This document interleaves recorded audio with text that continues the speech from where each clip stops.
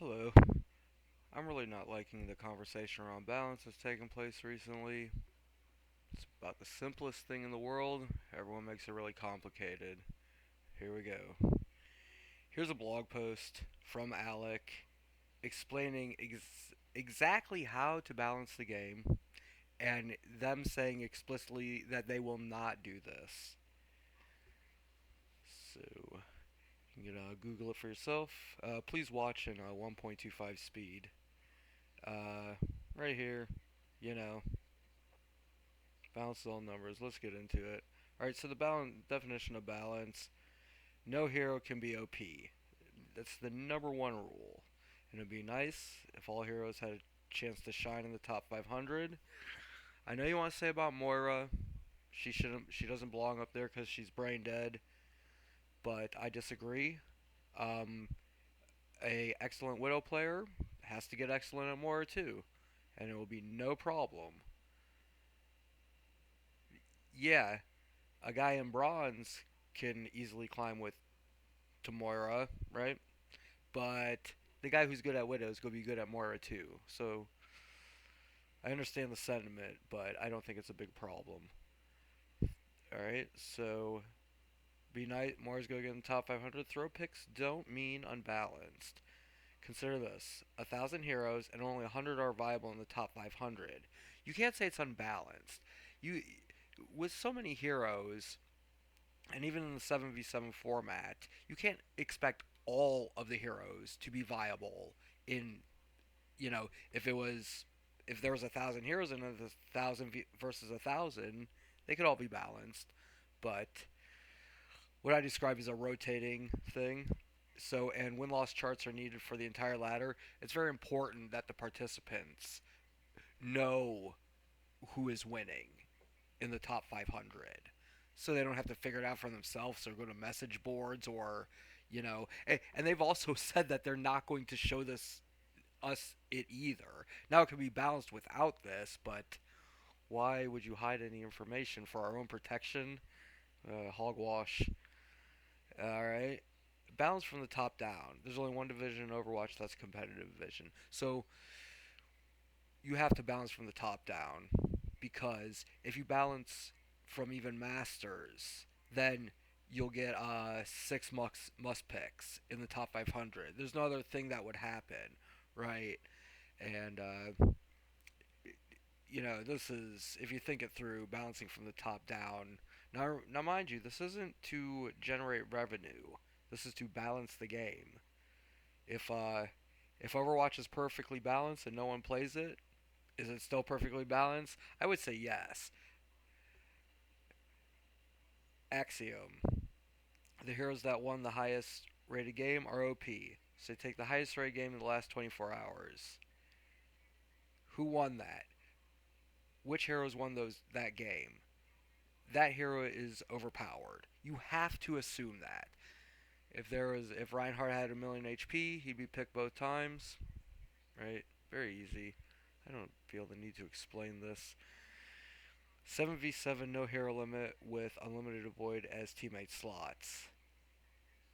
I don't want to tell you how to balance and role queue, and to tell you the truth, I don't know how to balance between the roles. This only works for balancing the DPS within the DPS, and then they could become too powerful where the tanks and supports don't really matter in the game. But I'm not even trying to go down that road because I disagree with role lock and hero lock and everything.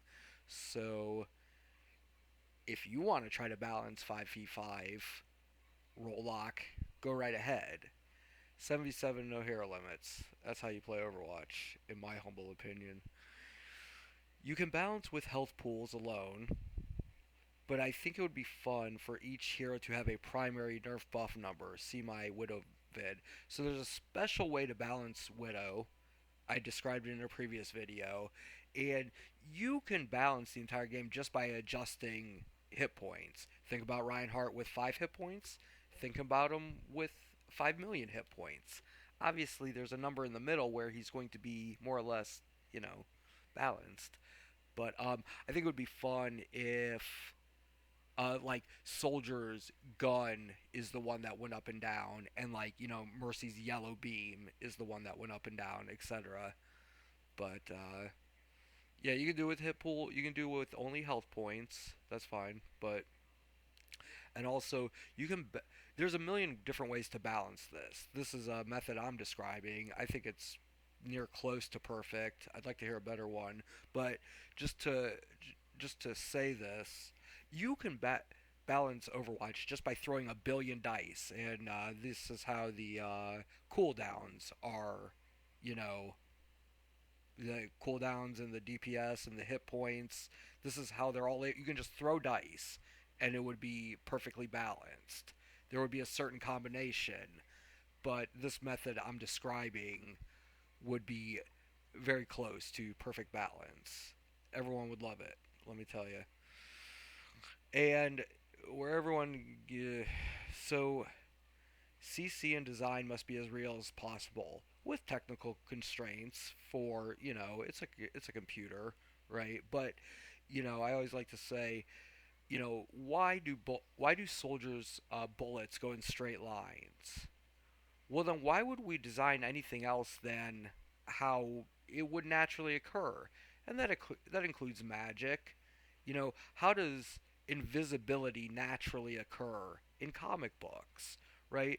The hero can turn invisible for a long period of time. You know, think of Bilbo Baggins, right? What kind of superhero can only turn invisible for 5 seconds at a time? That's the stupidest thing. See, they're they're twisting and turning the lore to balance the game, to make it more fun. No, no. I'm telling you, a balanced game would be fun. And since they refuse, so talk about Star Reaper in a sec. Since they refuse to hyper adjust the numbers, they're trying to craft an experience. Well, guess what? Nobody likes the experience you're crafting, right? They're trying to mold the metas, and you know, where if you would just do this, every everyone would have much more fun, right? But they're trying to sell something, and it's not good balance when everyone's crying about balance. And someone said, in general, it's more or less balanced, right? From masters down, it's okay. But we can talk about the homogenization of the heroes. Like, I can't. I don't know. But anyway, go. All right. Well, we'll end with hard counters. Sombra and Reaper, hard counter Widow, explain. So, the idea of Reaper is supposed to get in your backline for free. And same with Sombra, right? I agree with unlimited invisibility. So this would be a hard counter. So my balance, if the top rated, it's very easy to play Sombra and kill Widow, right? So that Sombra's going to win the highest rated game, and she's going to get a little nerf, and she's going to keep getting a nerf until she can't really compete with that Widow anymore, right? So they can both act as they're designed to, but they'll be perfectly balanced. And you got to think of all the heroes, right? Think about like 100 heroes, and they're all shuffling in and out of the meta, at the top 500, and the top 500 players get to see who's powerful. And this is why no hero limits is important, because yeah, if Widow and Sojourn are kind of bouncing back and forth at the top. Well, that good sniper player is not allowed to pick Anna. You see what I'm saying?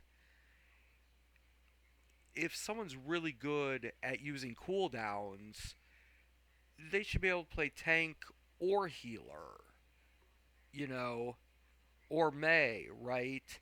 It the it's such a bad, it's horrible. It's horrible. It's like I could sit here and talk good about Overwatch for a long time, you know, good game. But they're not viewing it as a game. They're viewing it, right, Blizzard Entertainment, right? They don't want to make Monopoly, right? They don't want to make a game with hard and fast rules. They're trying to, the marketing guys, we want to create buzz, and they are trying to sell games.